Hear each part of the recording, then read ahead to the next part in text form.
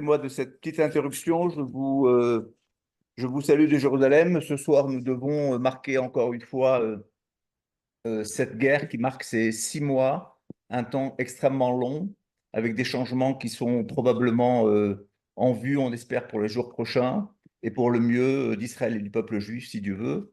Donc voilà, vous savez que le but de ces rencontres Zoom depuis que la guerre a commencé, c'est d'essayer de vous tenir le plus au courant d'Israël, de vous rester connecté avec l'actualité. Et donc tous les sujets que nous avons abordés ces derniers mois à travers l'actualité israélienne, la relation diaspora, mais aussi les sujets qui touchent l'antisémitisme, à travers l'antisémitisme moderne, mais aussi l'antisémitisme plus ancien. C'est ce que nous allons évoquer ce soir. Donc, je me présente pour ceux qui ne me connaissent pas. Je m'appelle Avisana, le responsable du département Europe à l'Organisation sioniste mondiale, département de promotion de l'ALIA, avec ma collègue Yasmine Manahem-Cohen de Paris, qui est l'organisatrice et l'initiatrice de ces programmes depuis de très nombreuses années. Nous avons ce soir une invitée que je remercie d'avance, le docteur Yael Escourido, universitaire, conférencière et spécialiste de cette période, de ces thèmes qu'elle va évoquer avec vous dans quelques instants. Guide aussi à Jérusalem, qui est vraiment une spécialiste de l'Israël ancien, mais aussi j'allais dire de la période antique. Et nous avons avec elle abordé ce sujet qui est très peu connu, qui est celui de l'antijudaïsme dans les textes païens antiques. Et je crois que ça va nous permettre aussi un petit peu mieux de comprendre, même si on n'en fera pas forcément référence ce soir, mais on a eu déjà plusieurs occasions de parler de l'antisémitisme plus moderne du 19e et du 20e siècle. Mais d'aller à ces sources, je crois que ce sera important pour avoir un contexte, comme nous l'avons fait avec les cartes et euh, Gilles Pérez jeudi dernier. Ça nous permet d'avoir beaucoup plus de perspectives et d'être beaucoup plus à même de répondre à toutes les personnes qui nous attaquent sur différents sujets. Donc, je remercie encore le docteur Yael Escourido. Vous connaissez notre principe où vos micros sont malheureusement obligés d'être fermés pour que la conférence puisse se passer dans les meilleures conditions. Vous êtes déjà très nombreux ce soir avec nous. Donc, merci de vos remarques. Je remercie nos amis belges ce soir avec nous. Ils nous ont fait un coucou. Merci de vos remarques. Vous pouvez le faire tout au long de la conférence. Et moi et Yasmine, nous allons modérer cette conférence et laisser le temps à notre conférencière de pouvoir, en fin de parcours, pouvoir répondre à vos questions. Merci encore, Yael. La parole est à toi. Ok, merci Avi. Donc on m'entend là, ça va? Ok? Parfait. Parfait. Ok. Alors moi aussi, je tiens à rappeler que ce soir, on est le 7 avril et qu'on ne peut pas commencer une étude sans se dire que ça fait déjà 6 mois que notre pays est en guerre, 6 mois depuis ce Shabbat noir, 6 mois que nos enfants, nos soldats défendent notre survie. Et évidemment, on ne peut pas commencer cette étude sans rappeler les 133 otages qui sont toujours aux mains du Hamas. Voilà, donc moi aussi, je vous parle ce soir de Jérusalem. Ça fait 38 ans que j'habite la ville de Jérusalem. Je m'appelle Yael. Je ne sais pas si vous voyez derrière, j'ai une vue extraordinaire sur la ville de Jérusalem. Je me lève tous les matins en me disant quelle chance j'ai de voir cette vue, quelle chance j'ai d'être revenue à Jérusalem. Et tous les jours, je me dis à quel point le lien entre la ville de Jérusalem et le peuple juif est très, très, très, très fort. Et en fait, il ne peut pas y avoir de Jérusalem sans le peuple juif et il ne peut pas y avoir de peuple juif sans la ville de Jérusalem. Voilà, ça c'est mon expérience de vie à Jérusalem depuis déjà 38 ans. Et maintenant, je vais rentrer doucement dans le vif du sujet. En fait, j'ai écrit un doctorat sur l'esclavage à l'époque du Second Temple. Et en écrivant ce doctorat, je me suis aperçue que dans de nombreux textes, il y avait un argument qui revenait de la part des auteurs gréco-romains. Et cet argument était contre les Juifs en disant, les Juifs sont un peuple, c'est un peuple qui est né pour l'esclavage. Et en fait, par cet argument, je suis arrivée à m'intéresser à l'antisémitisme à l'époque antique. Alors, je dis antisémitisme, je vais parler d'antisémitisme, je vais parler de rumeurs contre le peuple juif, je vais parler d'attaques hostiles contre le peuple juif, mais en fait, à partir de maintenant, je ne vais plus employer le terme antisémitisme, parce que le terme antisémitisme est tout à fait anachronique pour l'époque qui nous concerne. Le terme antisémitisme est un terme qui a été créé par les historiens et les chercheurs de la deuxième moitié du 19e siècle. Et en fait, ce terme a été créé par ces chercheurs qui ont abordé le sujet en s'intéressant aux textes. Et moi, je vais vous montrer en fait deux de ces textes. Okay, donc, ils ont créé le terme antisémitisme. Donc, ce terme est anachronique par rapport à la période antique.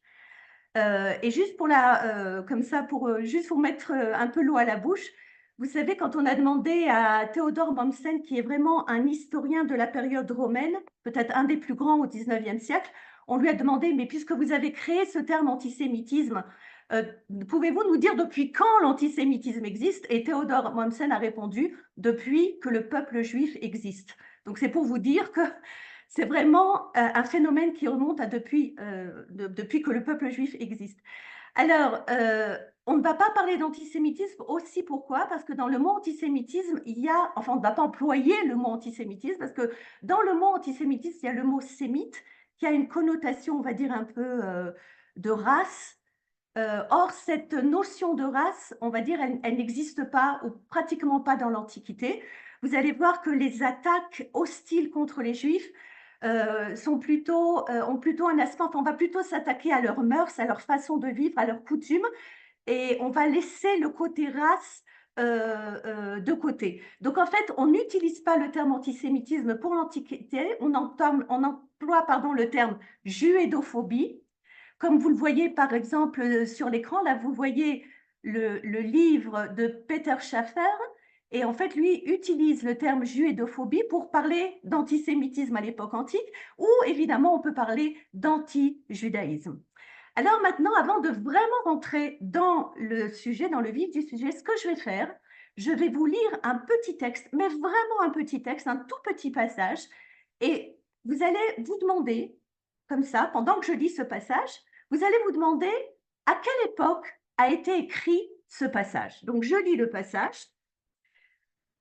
Nous avons ordonné que dès que cette lettre vous sera parvenue, vous devrez aussitôt envoyer vers nous, femmes et enfants juifs, usant de la violence et de la crainte, ceux d'entre eux qui résident parmi vous, bien enfermés de toutes parts dans des chaînes de fer, afin qu'ils subissent la peine de mort inexorable qui convient aux ennemis malveillants.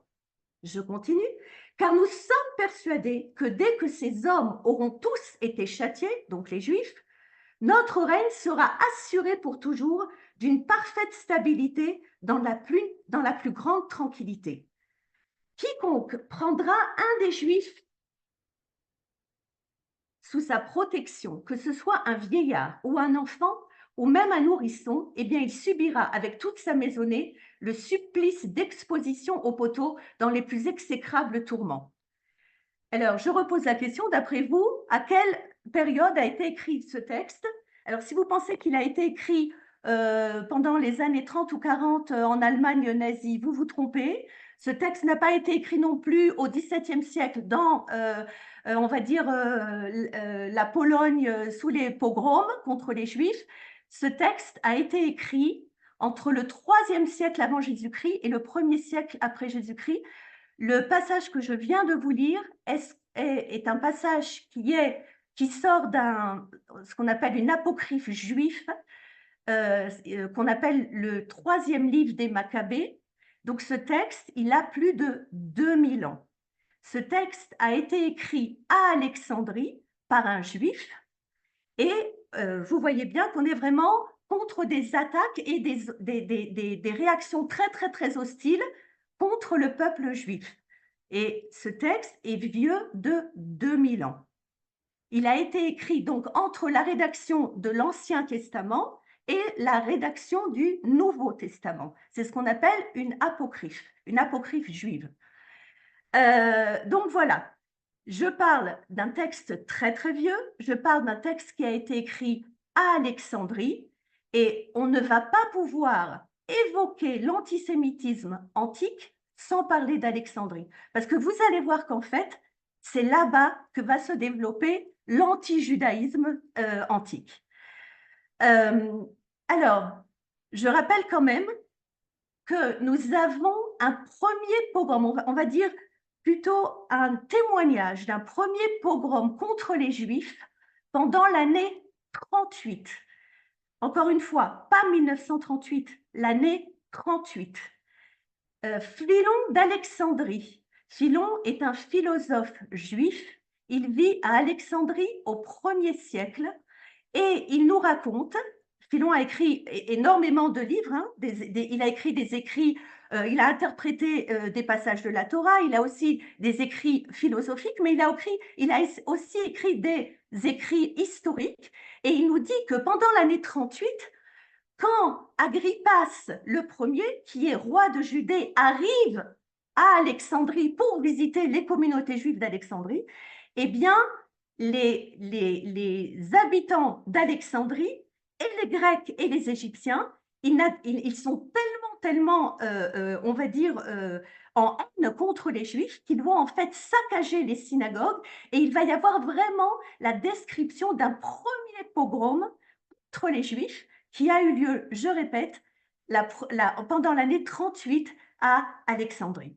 Alors maintenant, on rentre doucement comme ça dans le vif du sujet et en fait, quelles sont les questions qu'on va aborder ce soir? Regardez, la première question qu'on va se demander, en fait, la première question, c'est je vais vous mettre, vous, face aux difficultés qu'ont les historiens face à un texte très ancien. Alors évidemment, ce sont d'abord des difficultés, on va dire, de culture, des difficultés de langue.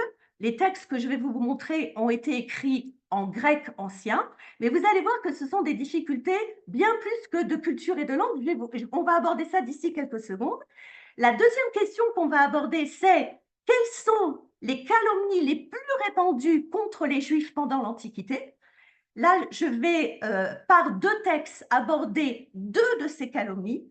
Et en fait, vous allez être très, très étonnés parce que vous allez voir que ces deux calomnies qui datent de l'Antiquité, donc qui datent de plus de 2000 ans, eh bien, en fait, elles ont suivi le peuple juif, l'histoire du peuple juif, à travers, enfin, elles ont suivi, pardon, le peuple juif à travers toute son histoire pendant 2000 ans. Vous allez voir, vous allez être très étonnés de ça. La troisième question qu'on va se poser, on va se dire, mais si les calomnies et les hostilités contre les Juifs existent dans la littérature, est-ce qu'elles ont dépassé les textes littéraires? Et pour ça, je vais vous montrer un papyrus. Et la dernière question qu'on va se poser, ce qui va être en fait un peu, on va dire, une conclusion, on va se dire, mais en fait, il y a 2000 ans, mais qu'est-ce qu'on reprochait à ces Juifs? Aujourd'hui, si on reproche aux Juifs de, je ne sais pas moi, de contrôler les médias ou d'être des premiers dans les finances, mais il y a 2000 ans, qu'est-ce qu'on leur reprochait? Donc en fait, ça, c'est les questions qu'on va aborder ce soir. Alors, la première question, c'est de se demander, quand on est face à un texte ancien, il y a des difficultés. Alors, on a dit d'abord, la première des difficultés, c'est la langue. Mais regardez bien, je vous pose une question, et en fait, regardez sur l'écran, je vous réponds par deux autres questions. Pourquoi? Parce que, en fait, on fait exactement le processus de quand on est dans, on va dire, un processus de recherche. On pose une question qui amène une autre question, qui amène une autre question, et en fait, au bout du compte, on a plus de questions que de réponses. Les textes que je vais vous montrer ce soir, qui sont des textes très, très anciens, ne nous sont pas parvenus jusqu'à aujourd'hui, jusqu'en 2024, de façon directe. Le premier texte, par exemple, qu'on va voir d'ici quelques secondes, a été écrit par un certain Manéthone. Eh bien, si vous allez dans une bibliothèque, à Paris ou à Jérusalem, d'ailleurs, vous savez qu'à Jérusalem, on a une nouvelle bibliothèque. Je vous invite, quand vous serez de passage à Jérusalem, de venir visiter le nouveau bâtiment de la Bibliothèque nationale de Jérusalem, qui est extraordinaire. Eh bien, si vous allez dans une bibliothèque et que vous cherchez les livres de Manéthone, eh bien, vous n'allez pas trouver ces livres. Par contre, alors comment on sait que ces ouvrages ont quand même existé? C'est qu'en fait, certains passages de ces ouvrages sont arrivés jusqu'à nous par le biais d'autres auteurs. Dans notre cas bien précis, par exemple, le texte de Manéthone est arrivé jusqu'à nous par le biais de Flavius Joseph. Alors, Flavius Joseph, c'est l'historien de juif de la période antique. Son vrai nom, son nom de naissance, c'est Yosef ben Matityahu, mais on le connaît plus sous son nom romain, Flavius Joseph. Flavius Joseph est né pendant l'année 37, il est mort à Jérusalem, il est mort pendant l'année 100 à Rome. Il a écrit 4 grands ouvrages. Le plus connu est sûrement La guerre des Juifs contre les Romains, mais dans son 3e ouvrage, qui est le Contre-Appion, eh bien, Flavius Joseph, imaginez-vous, au 1er siècle, Flavius Joseph, il va faire exactement ce que nous allons faire ce soir. Il va s'intéresser, lui, à certains passages qu'ont écrits des auteurs païens contre les Juifs. Donc, vous imaginez ce que nous faisons ce soir, eh bien, ce même travail a déjà été fait il y a 2000 ans en arrière. Ça veut dire qu'il y a déjà 2000 ans en arrière, les Juifs s'intéressent à l'anti-judaïsme. C'est quand même une chose incroyable. Donc, première difficulté, les textes ne nous sont pas parvenus entièrement et les textes ne nous sont pas parvenus de façon directe. Les textes que je vais vous présenter sont arrivés par le biais de Flavius Joseph. Ce premier problème va engendrer un autre problème. Le deuxième problème est que nous ne savons pas, je ne peux pas vous dire à 100% que les auteurs des passages que je vais vous présenter ce soir sont les véritables auteurs. Et pourquoi? Parce que, en fait, puisque ces passages ont été transmis par d'autres auteurs, eh bien, il y a eu ce qu'on appelle des interpolations. Alors, qu'est-ce que est une interpolation d'un texte antique? Je vous donne l'exemple le plus connu d'une interpolation. Vous savez que, par exemple, si on va chercher un texte historique sur Jésus, on ne trouve pas de texte historique.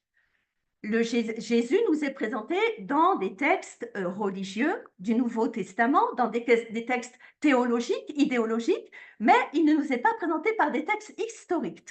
Le seul passage que nous connaissons sur le Jésus historique est un passage qui est aussi relaté dans un autre ouvrage de Flavius Joseph, qui est le 18e livre des Antiquités judaïques. Mais pour tous les chercheurs, il est évident que Flavius Joseph n'a jamais écrit ce passage. Donc en fait, il y a certains auteurs de l'Antiquité qui utilisent la notoriété d'un texte pour faire passer une certaine idéologie. Et c'est exactement ce qui va se passer avec les auteurs que je vais vous présenter ce soir. Donc, 2 difficultés. Nous n'avons pas l'ouvrage en entier et nous ne savons pas si l'auteur de l'ouvrage est vraiment l'auteur du passage que je vais vous présenter. Par contre, ce qui est sûr, c'est que quand Flavius Joseph a écrit son Contre-Appion, lui, sur sa table de travail, il a les passages, peut-être, on va dire, les passages d'origine de ces auteurs, mais il a aussi les interpolations. Ok, j'espère que j'ai été assez claire. Enfin voilà, ça c'est pour les difficultés qu'on a quand on est face à un texte ancien. Alors maintenant, on rentre vraiment dans le cœur du sujet. Alors évidemment, on va parler de rumeurs contre les Juifs, d'attaques contre les Juifs, mais je vais d'abord vous préciser quelque chose. On a quand même des textes très anciens qui montrent un aspect très positif du peuple juif.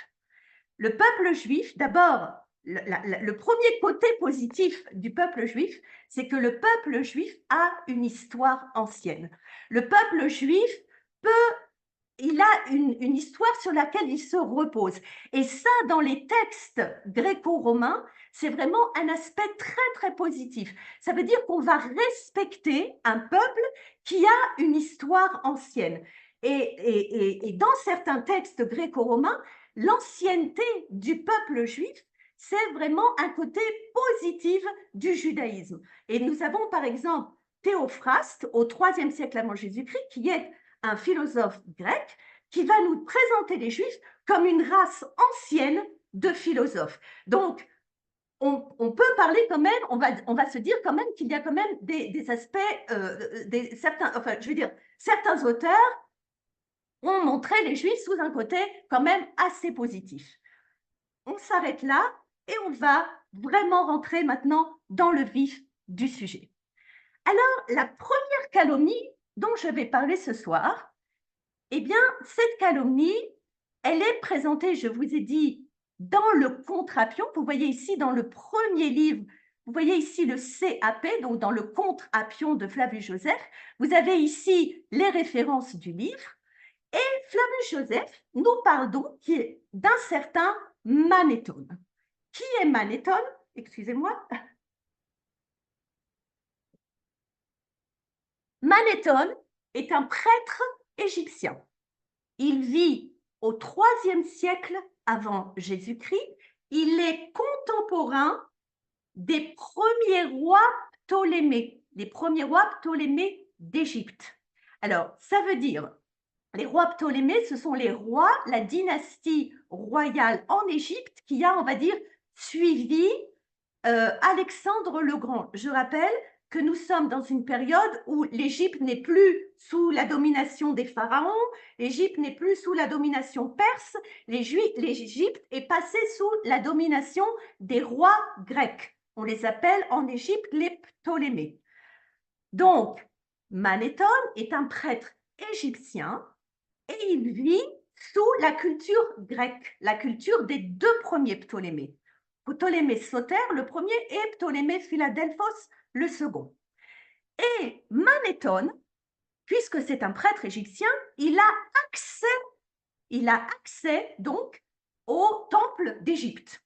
Maintenant, qu'est-ce qu'on trouve dans ces temples d'Égypte? On trouve des signes saints, des hiéroglyphes. Et ces hiéroglyphes, elles racontent l'histoire d'Égypte. Que va faire Manéthone? Manéthone, il va, on va dire, traduire les hiéroglyphes en langue grecque. Pourquoi? Parce que Manéthone veut montrer aux Grecs que les Égyptiens ont aussi une culture très ancienne. Vous vous rappelez, quand on a une culture très ancienne, ça veut dire qu'on a le droit au respect dans la culture grecque. Donc, Manéthone il raconte l'histoire de l'Égypte, il raconte l'histoire des pharaons, l'histoire des dynasties des pharaons. Et à un moment, Manéthone nous raconte que les Égyptiens, donc vous voyez dans l'histoire de l'Égypte, qui a été écrite par Manéthone, eh bien à un moment, les Égyptiens ont été envahis par un peuple qu'il appelle les Hyksos, les Hyksos. Ces Hyksos, alors une fois, il dit que le mot Hyksos veut dire les rois pasteurs, une fois il les appelle les captifs pasteurs, enfin peu importe comment ils traduisent ce terme, le terme Hyksos égyptien, mais ce qui est sûr, c'est que ces Hyksos sont des gens très violents. Ils ont un comportement cruel contre les Égyptiens, ils saccagent les temples égyptiens, et les Égyptiens ne demandent qu'une chose, c'est de les renvoyer d'Égypte. Et un jour, nous raconte Manéthone, un certain Thoutmôsis, qui est donc pharaon d'Égypte, arrive à expulser ses envahisseurs. Et regardez ce que nous dit Manéthone. Les envahisseurs, donc les Hyksos, quittèrent l'Égypte. Ils allèrent fonder dans un pays appelé la Judée une ville capable de contenir une grande multitude, et ils appelèrent cette ville Hiérosolima, Jérusalem. Donc on est face à un peuple très violent qui a fondé, d'après Manéthone, la ville de Jérusalem. Alors évidemment, Manéthone, dans cette partie, en tout cas dans ce passage bien précis, il ne dit pas le mot juif. Il ne parle pas de juifs. Par contre, il nous dit que les Hyksos, peuple très violent, fondaient Jérusalem. Alors maintenant, imaginez-vous, quand vous êtes au IIIe siècle avant Jésus-Christ, ou peu importe, même après, pendant la période hellénistique, ou même romaine, et que vous lisez le texte de Manéthone, et que vous savez qu'en Égypte, il y a des communautés juives qui sont très attachées à la ville de Jérusalem. Je rappelle que par exemple, Philon d'Alexandrie va nous raconter que les Juifs ont l'habitude de venir en pèlerinage à Jérusalem, que pour les Juifs, Jérusalem, c'est ce qu'on appelle la métropolis, donc la mère patrie. Eh bien, imaginez-vous que pour ces Égyptiens, ces Juifs, eh bien, ils sont en fait attachés à une ville qui a été fondée par un peuple qui a été expulsé d'Égypte parce que ce sont des gens d'un comportement très violent. Donc, imaginez déjà quelle attitude on peut avoir par rapport à ces communautés juives. Mais regardez où va le texte de Manéthon, il va bien plus loin. Regardez ce qui se passe. Maintenant, on est dans un passage un peu plus loin dans le Contrapion. Regardez, on est toujours dans le livre numéro 1 du Contrapion, mais on est dans ces passages-là, hein, vous voyez? OK, et là, Manéthon, via Flavius Joseph, nous raconte une autre histoire. Et il nous dit qu'un certain pharaon d'Égypte, qui s'appelait cette fois-ci Aménophis, il a eu une vision, et dans sa vision, il devait purifier le pays d'Égypte, et il devait expulser d'Égypte les lépreux et les impurs. Il prend donc tous ces lépreux et il les met dans une ville à part qu'il appelle Avaris. Ces lépreux qui ont aussi un comportement, mais vraiment décrit par Manéthon, d'une violence inouïe vis-à-vis des Égyptiens, ces lépreux qui sont impurs, pour pouvoir, on va dire, faire face aux Égyptiens, ces lépreux, ils vont appeler, on va dire, à l'aide, eh bien, les fameux Hyksos qui ont fondé la ville de Jérusalem. Donc, on se retrouve dans une situation où les Hyksos s'associent aux lépreux, et imaginez-vous que ces Hyksos associés aux lépreux, ils ont un chef. Et regardez qui est ce chef. Donc, les lépreux ont pour chef un prêtre d'Héliopolis, donc c'est un prêtre égyptien. Voici son nom en égyptien, Osapseph, mais on sait, nous dit Manéthon, qu'il va changer son nom et il va se faire appeler Moïse. Donc là, on est vraiment dans, on va dire, une réécriture même de la sortie d'Égypte, d'après certains chercheurs. Manéthon réécrit la sortie d'Égypte, mais cette fois-ci, les Hébreux sortent d'Égypte avec leur leader, évidemment, Moïse, mais ce n'est plus du tout la sortie d'Égypte qu'on connaît, c'est une sortie d'Égypte qui se fait parce que les Juifs sont des lépreux et parce que les Juifs sont des impurs. Et je vais vous dire, la rumeur, la calomnie qui dit que les Juifs sont ceux qui ont propagé la lèpre en Égypte, eh bien, cette calomnie, elle va se diffuser dans tous les textes de la littérature gréco-romaine. Et regardez, au 1er siècle avant Jésus-Christ, donc on est à peu près quoi, 150 ans après Manéthon, eh bien, regardez, on a un auteur romain. Regardez ce que dit cet auteur romain. Donc, on n'est déjà plus en Égypte. Regardez ce qu'il dit. Il connaît la légende de Manéthon et regardez ce qu'il dit. Il dit, comme les Égyptiens souffraient de démangeaisons et d'inflammation de la peau et qu'ils avaient été prévenus par un oracle, vous vous rappelez le fameux Aménophis qui a rêvé de purifier le pays d'Égypte, eh bien, ils chassèrent d'Égypte Moïse et les malades pour que l'épidémie ne se propage pas dans le peuple. Donc là, on est vraiment dans une réécriture de l'Exode et on est aussi dans le fait que la maladie, qui est une maladie quand même physique très contagieuse et physiquement très dure, eh bien cette maladie, elle est propagée par les Juifs en Égypte. Et je vais vous dire, cette calomnie, elle est tellement elle a un impact tellement fort en Égypte que regardez ce qui se passe. Vous savez que c'est à Alexandrie que, pour la première fois, on a traduit la Torah, les 5 livres de la Torah en grec. Okay, donc la Torah a été écrite en hébreu et pour la première fois, pardon, au 3e siècle avant Jésus-Christ, on a traduit les 5 livres de la Torah en grec. On appelle ça la Septante. Cette Septante, elle a été traduite, enfin, elle a été faite, hein, la traduction a eu lieu, on va dire, à peu près au même moment où Manéthon a écrit sa fameuse Histoire d'Égypte. Eh bien, en fait, vous allez voir à quel point cette calomnie a eu un impact dans la vie des communautés juives d'Alexandrie à l'époque. regardez, je vous montre ici un texte du livre de l'Exode, le livre de Shemot. Vous savez, à un moment, Moïse, il est face au buisson ardent et il veut un témoignage, de Dieu, comme quoi Dieu se révèle bien à lui. Et Dieu lui dit en hébreu, regardez, je vous lis le texte en hébreu, il lui dit « Avena yadecha bechekecha » donc, mets ta main dans ton aisselle, dans ton sein. Vayave yado becheko, donc il a mis sa main dans son aisselle. Vayotzia, il l'a sorti. Et voici que sa main, metzoraat kasheleg, était lépreuse était blanche comme la lèpre. Donc, on parle de lèpre dans le texte en hébreu. Regardez comment vont traduire les traducteurs de la Septante.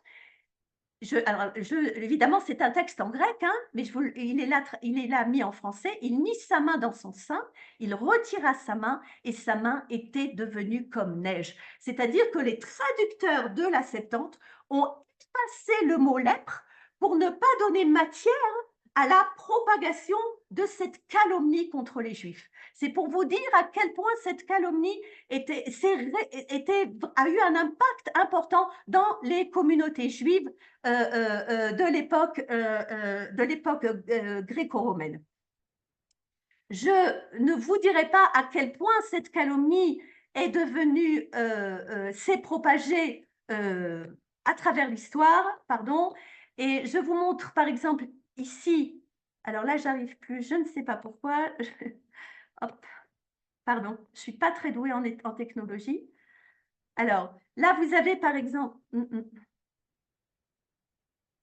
désolée.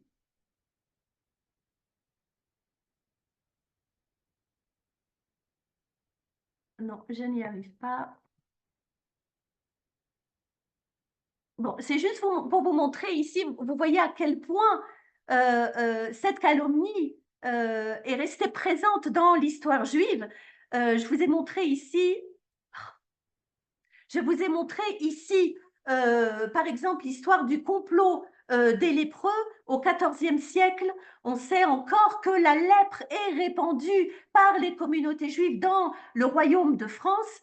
Et on a cette fameuse calomnie qui disait que les lépreux s'étaient associés avec les juifs pour empoisonner les puits du royaume de France et propager cette calomnie, et propager la lèpre. Donc en fait, vous imaginez que cette calomnie contre les Juifs qui remonte à l'Antiquité, eh bien, on la retrouve même pendant le Moyen-Âge.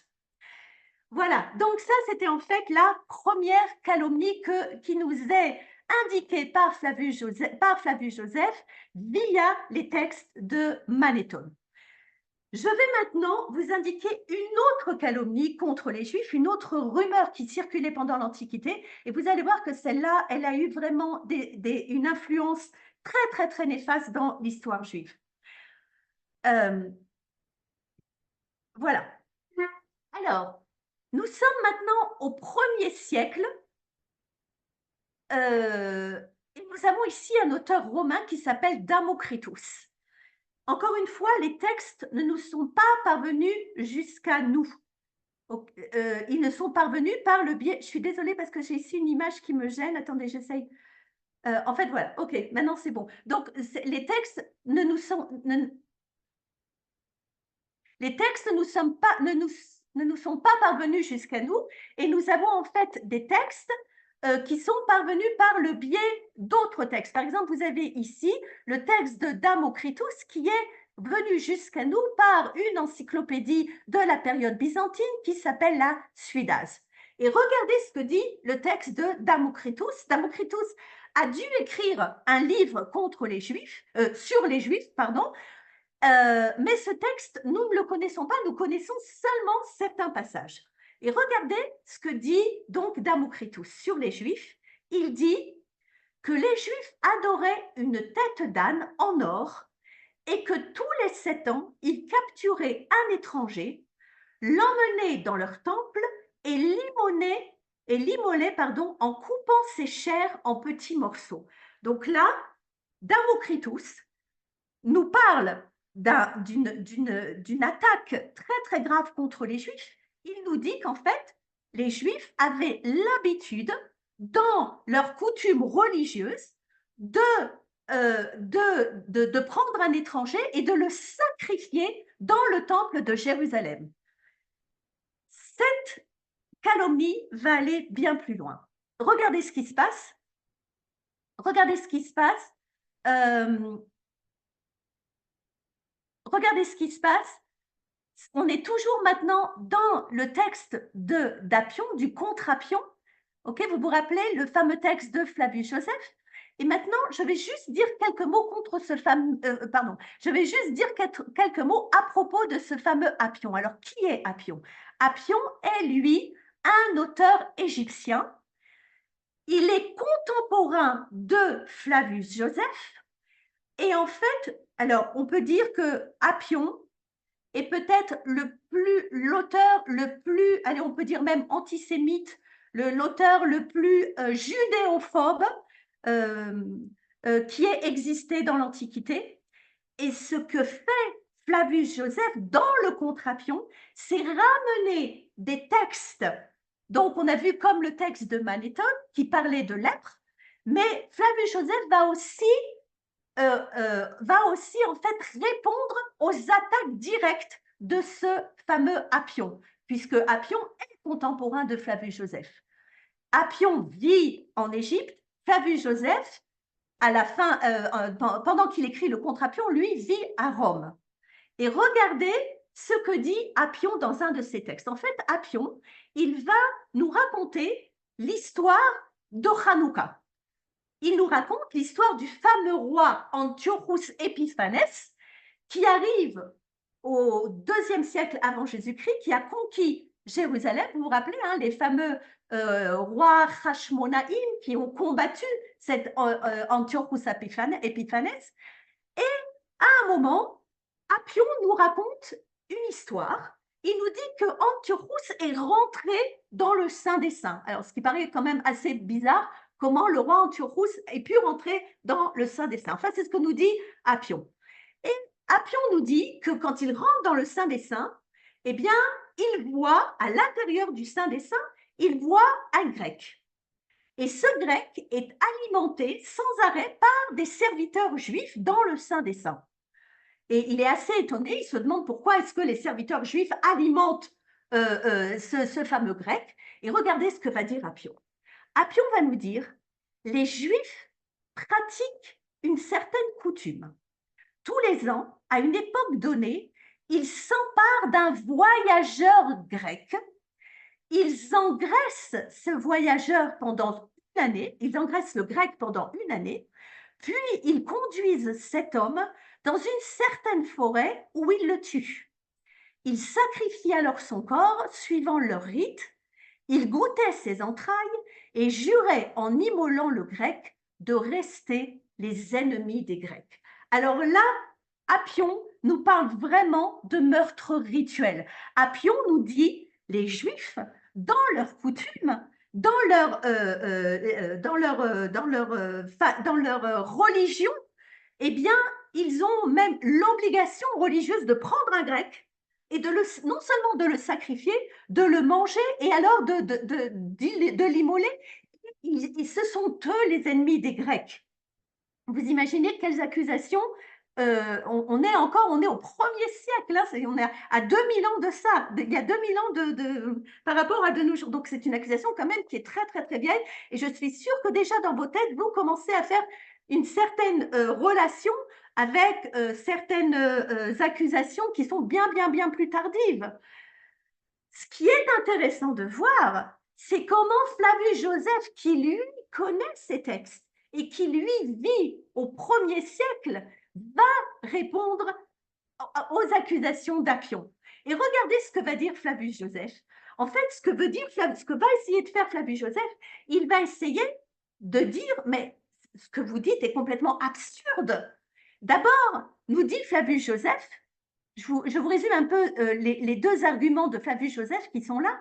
Le premier argument de Flavius Joseph face à une diffamation tellement cruelle, tellement insupportable, Flavius Joseph dit, mais pourquoi est-ce qu'on s'en prendrait aux Grecs? Après tout, les Égyptiens sont même bien plus cruels par rapport à nous, bien plus hostiles par rapport à nous. Alors pourquoi est-ce qu'on s'en prendrait aux Grecs? Ça, c'est sa première, on va dire, réaction par rapport à cette absurdité, à cette calomnie qui est complètement absurde.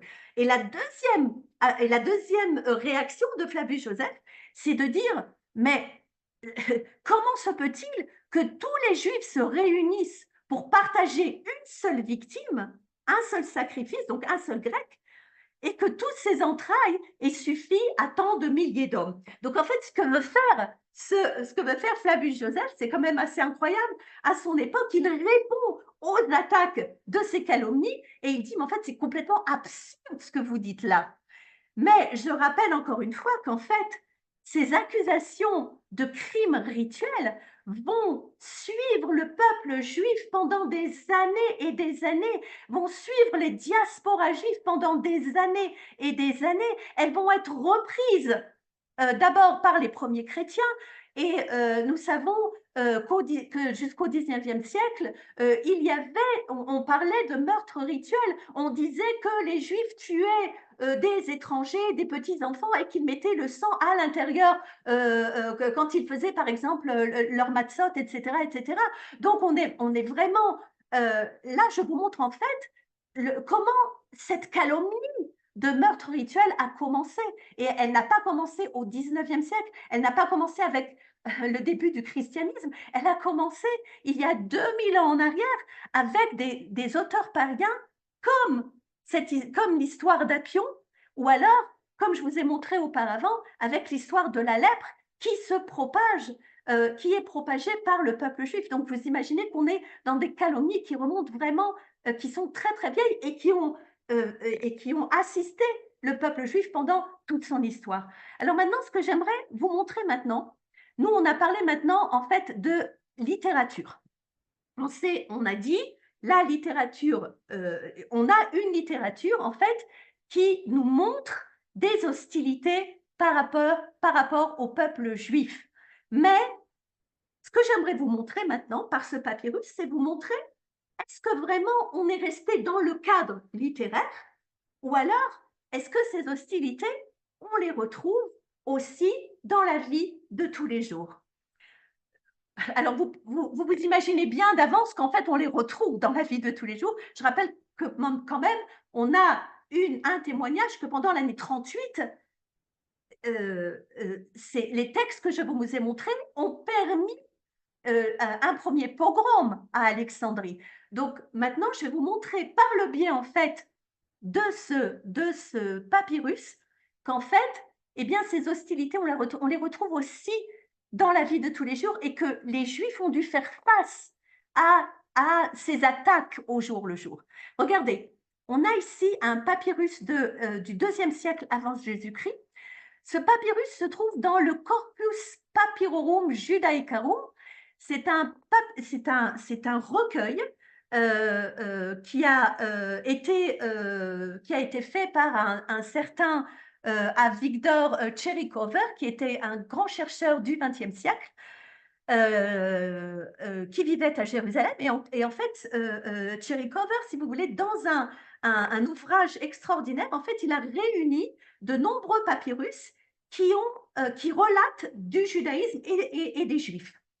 Et regardez ce que nous dit ce papyrus, c'est assez incroyable. Donc, l'approche d'un papyrus, c'est qu'en fait, vous savez, à l'époque, pour écrire, il faut quand même, d'abord, c'est pas tout le monde qui écrit, hein, c'est pas tout le monde qui lit. Et en fait, ça demande quand même beaucoup d'argent, hein, on est d'accord. C'est pas donné à tout le monde, on va dire ça comme ça. Et en fait, donc, dans un papyrus, on a une information précise à un moment donné. On n'est pas dans une littérature où on va chercher à faire passer une certaine idéologie. On informe à un moment donné. Donc là, on est dans une lettre qu'écrit un certain Héraclès au Dioécète Ptolémaios. Alors, un Dioécète, c'est un fonctionnaire d'une ville. Alors, les noms n'ont absolument aucun intérêt, mais ce qui est sûr, c'est que ce fameux Héraclès va recevoir la visite d'un prêtre qui vient donc le visiter et il demande à ce fonctionnaire Ptolémaios de bien le recevoir, hein, de bien le recevoir, de lui chercher où dormir. Et regardez, on pense qu'à Alexandrie, en fait, certains juifs avaient des auberges où les gens pouvaient venir dormir.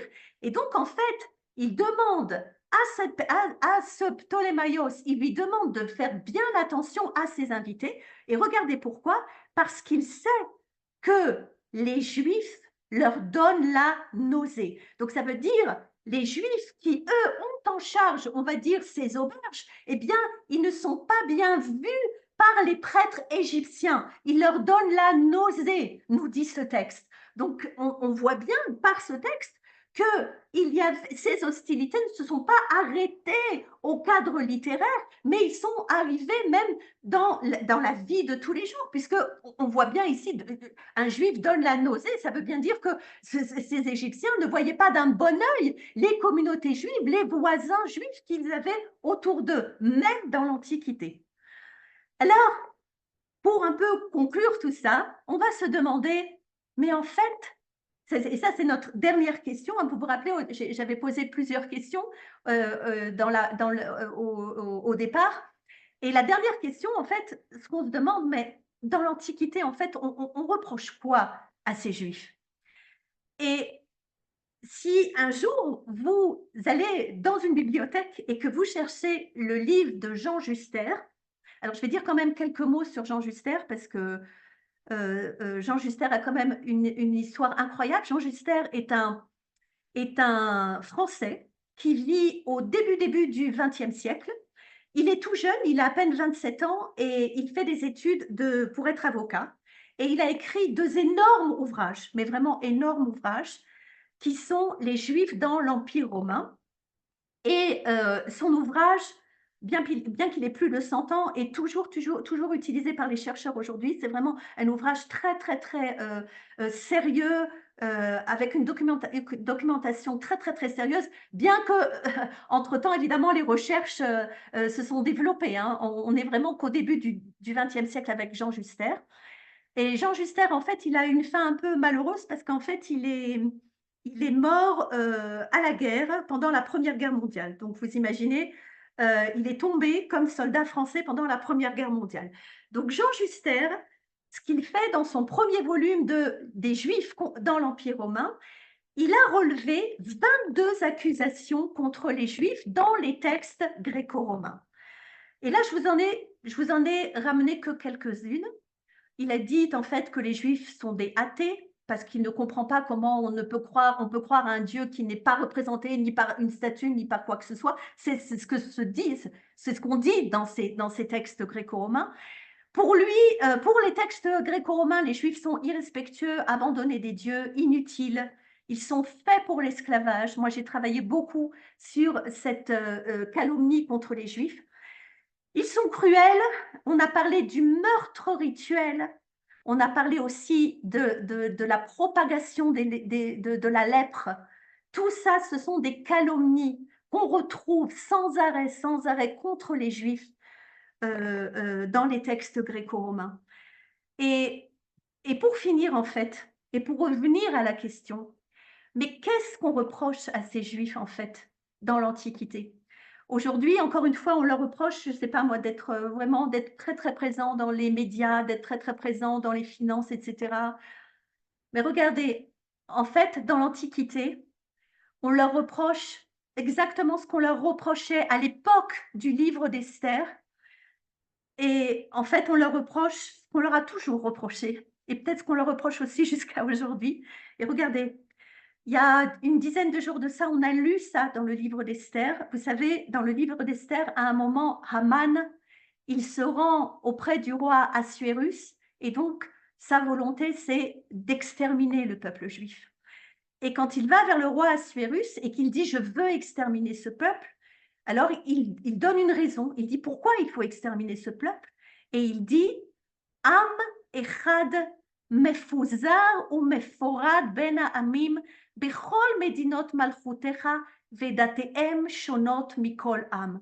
Il dit donc qu'il y a un peuple qui est diffusé dans tout ton royaume et qui est umeforad, qui est à part.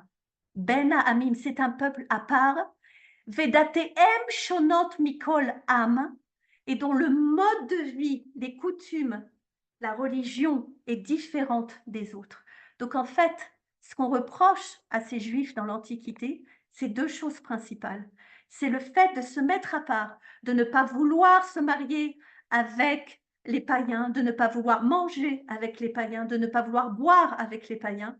Donc le fait de se mettre à part et le fait d'avoir un mode de vie différent. C'est ça qu'on leur reproche. Et c'est ça qui va donner lieu à ces calomnies et aux fameuses calomnies que je vous ai montrées ce soir. Alors là, je vous ai juste, comme ça, je vous ai donné en fait une bibliographie qui repasse un peu, ça, ce sont les livres importants qu'on utilise quand on aborde le sujet d'antisémitisme, pardon, d'antijudaïsme à l'époque gréco-romaine. Les deux premiers ouvrages, celui de Théodore Reinach et de Menachem Stern, c'est là en fait où vous avez la possibilité de voir tous les textes traduits. Les textes évidemment ont été écrits ou en grec ou en latin, mais tous ces textes ont été traduits Théodore Reinach en français, et puis un peu plus tard par Menachem Stern. Évidemment, l'ouvrage de Menachem Stern est un ouvrage qui est quand même plus complet. Et là, je vous donne encore une liste de livres qui sont très intéressants à lire sur l'antisémitisme. Je vous remercie beaucoup et maintenant, je suis prête à écouter quelques questions. Donc, je regarde les questions. Attends. Ça, c'était au début. Bon, je ne sais pas, peut-être que tu as répondu entre-temps. Pourquoi ces témoignages ne sont pas cités dans les trois volumes de l'histoire de l'antisémitisme de Poliakov? Attends, qu'est-ce qu'il y a? J'ai pas compris. C'était au début de ton intervention. Oui, pourquoi les trois? Ouais, Oui. tu as parlé des 3 volumes de... Et on me demande pourquoi ils ne sont pas cités dans l'histoire de l'antisémitisme de Poliakov. Attends. Après, il n'y a pas tellement de questions. Je suis sûre qu'ils sont cités. Alors, je suis sûre que Poliakov cite les... Je peux revérifier, non. Mais je pense qu'il y a une question de est-ce que Flavius Joseph ne mentionne pas l'interdit de la Torah? Attends, parce que ça bouge. De consommer du sang contre l'accusation du meurtre rituel. Non, Flavius Joseph ne va pas répondre de cette façon aux attaques disant que les Juifs utilisent du sang dans leur rituel. Non, Flavius Joseph n'utilise pas cet argument. Il va juste donner, il va juste dire qu'en fait, il veut montrer l'absurdité qu'il y a dans ces accusations, mais il ne parle pas il ne parle pas du fait d'interdire qu'en fait, c'est vrai que ça aurait été un bon argument de se dire que de toutes les façons, c'est vrai que même dans la religion, nous n'avons pas le droit de manger du sang et de la chair humaine. C'est vrai que ça aurait été un bon argument. Bravo pour cette remarque. Une question de Guylaine Seraf. Pourquoi le livre s'appelle Contrapion? Je veux dire, pourquoi contre? Alors, encore une fois, ce que fait Flavius Joseph a écrit 4 livres. Le premier livre, c'est La guerre des Juifs contre les Romains, où il relate vraiment la destruction de Jérusalem par Titus et les Romains. Le deuxième livre, c'est Les Antiquités judaïques, qui est un livre de 20 volumes, qui part, alors c'est vraiment assez exceptionnel, il va d'abord relater toute la période de la Torah, des Névi, oh là, j'ai oublié le mot, enfin toute la période de la Bible, et ça va aller encore jusqu'à l'année 70, pendant la destruction de Jérusalem par Titus. Le troisième livre, c'est vraiment un livre apologétique, c'est-à-dire que Flavius Joseph, qui vit à Rome, il sait que ces textes anti-judaïques existent. Il le sait, il les connaît, il connaît les passages de Manéthon et surtout, il connaît il connaît la judéophobie qui existe à Alexandrie et qui se propage doucement, doucement à Rome. Et on l'appelle le contre-Appion parce qu'en fait, il réagit contre les affirmations de cet auteur égyptien qui est un des plus grands antisémites de l'époque antique. J'emploie le mot antisémite. Il y en a un autre qui s'appelle Tacite, qui lui est romain. Et en fait, il va répondre aux accusations de cet Appion. Et c'est pour ça qu'on l'appelle le contre-Appion. Alors évidemment, il va lui répondre en évoquant les passages d'Appion, mais pas seulement. En évoquant, par exemple, Manéthon, comme on l'a vu tout à l'heure. Voilà, j'espère que j'ai répondu. Il y a Claudine qui demande, est-ce que tu peux redonner la référence ou les versets de l'Exode où il est question de la main lépreuse de Moïse? Oui, bah, alors je le connais pas par cœur, évidemment, mais en regardant ici, c'est dans l'Exode chapitre 4, verset 6.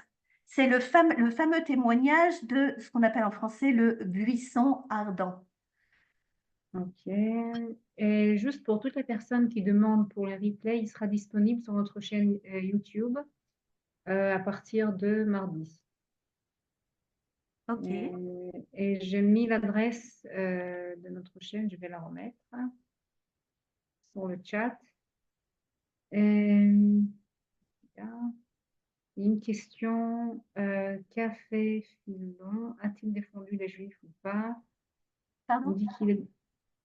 On dit, est-ce que tu vois les questions, Yael? Non. Des fils à côté, non? Comment on fait? On va. Ben, regarde sur le chat. Tu vois le chat? Non. Non. Est-ce qu'on peut stopper le partage d'écran ou tu as besoin encore de la Non, présentation? non, moi j'ai plus besoin. Ok, donc je vais stopper. Je fais stop share. Je fais stop share, Oui. Yasmine. Oui. Et je fais stop share. Là, on te voit. Est-ce que tu peux Ok. voir, tu peux regarder les questions à côté, dans le chat? Ah, oh.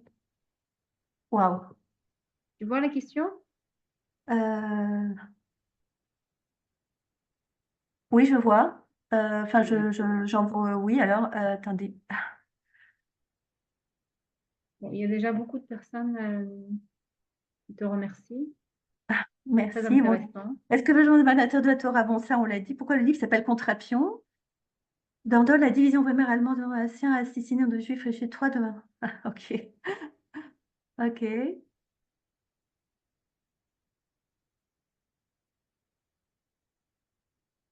Est-ce parce qu'il s'adresse à des non-juifs? Alors, je ne sais pas. Voilà.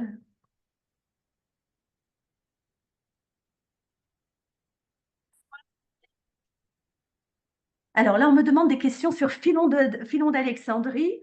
Alors, a-t-il défendu les Juifs? Alors oui, évidemment que Philon d'Alexandrie, lui, il vit un tout petit peu avant Flavius Joseph. Philon d'Alexandrie, il est mort pendant à peu près pendant les années 60. Il n'a pas connu la destruction de Jérusalem pendant l'année 70. Il vit à Alexandrie, il est philosophe. Euh, Philon d'Alexandrie est très, très concerné par ce qui se passe à Alexandrie. C'est lui qui nous donne le témoignage du premier pogrom contre les Juifs, encore une fois, qui a lieu à Alexandrie. Et non seulement ça, Philon d'Alexandrie, il est tellement concerné par ce qui se passe pour le peuple juif que je rappelle que quand Caligula, qui est l'empereur romain, de l'époque et qui a décidé de mettre sa statue dans tous les temples de l'Empire romain, dont le temple juif, ce que va faire Philon d'Alexandrie, il va se rendre jusqu'à Rome avec une ambassade qui vient, elle, de Jérusalem, pour aller dire à cet empereur romain, mais ce que tu demandes de faire, c'est contre ce que nous enseigne notre loi juive. Et nous devons rester respectueux aux lois de nos ancêtres. Donc Philon d'Alexandrie est très, très concerné par ce qui se passe pour le peuple juif, non seulement à Alexandrie, mais même à Jérusalem. Pour moi, c'est très important de répéter que même pendant l'Antiquité, eh bien, les diasporas antiques, elles sont très, très liées à la ville de Jérusalem. Et Philon nous rapporte que les Égyptiens venaient régulièrement à Jérusalem pendant les fêtes de pèlerinage. Alors maintenant, est-ce qu'il est à l'origine de la religion chrétienne? Oh là, ça, je ne sais pas. Voilà. Je ne sais pas s'il y a le temps encore ou... Encore deux dernières questions, s'il y Alors, je a, et vois. puis Est-ce que je ne sais pas, ça revient. Un scandale, café Philon. Pouvez-vous nous dire plus sur les racines chrétiennes de l'anti-judaïsme? Alors, moi, ce que je pense, c'est que vous savez, alors, pour répondre comme ça, alors, la question est, pouvez-vous nous en dire plus sur les racines chrétiennes de l'anti-judaïsme? Alors, d'abord, ce qui serait peut-être judicieux, c'est de faire une autre conférence. Et alors, au lieu de parler des textes païens, eh ben, ce serait de parler des textes chrétiens. Mais vous savez, les premiers chrétiens, ce sont qui en fait? Ce sont d'abord des juifs, ok? Et puis ce sont des païens. Et, et ces païens, ils connaissent les textes de Manéthon, ils connaissent les textes d'Appion, ils les connaissent aussi, ces textes-là. Donc en fait, les premiers chrétiens, leur source, c'est ou les textes de la Bible, ou les textes païens, les textes même de philosophes. Hein. Et donc en fait, comment on peut parler, enfin, si on peut parler d'anti-judaïsme, c'est que moi je pense sincèrement, hein, c'est que au départ, c'est un sujet tellement délicat. En fait, au départ, ce qui se passe, c'est que la chrétienté à ses premiers, les premiers chrétiens, on va dire ça comme ça, euh, ils veulent évidemment faire venir vers eux les païens. Et ils vont peut-être être en compétition avec le judaïsme, parce que en fait, la chrétienté sort du judaïsme, hein, c'est la petite sœur du judaïsme. Donc, par rapport à nous voulons avoir plus d'adhérents, eh bien, si vous voulez adhérer à la chrétienté, eh bien, il faut évidemment abaisser l'autre religion monothéiste, qui elle est la grande sœur. Enfin, moi, je vois ça comme ça, mais je pense très sincèrement ce qu'il faudrait, c'est revenir au texte. Ça, c'est évident. Il faut d'abord revenir au texte. Mais c'est vrai que l'antijudaïsme, on le trouve dans la chrétienté depuis son départ, hein, et il va aller en se développant. mais voilà, et la dernière question pour ce soir. Tu choisis laquelle, Yael? Alors,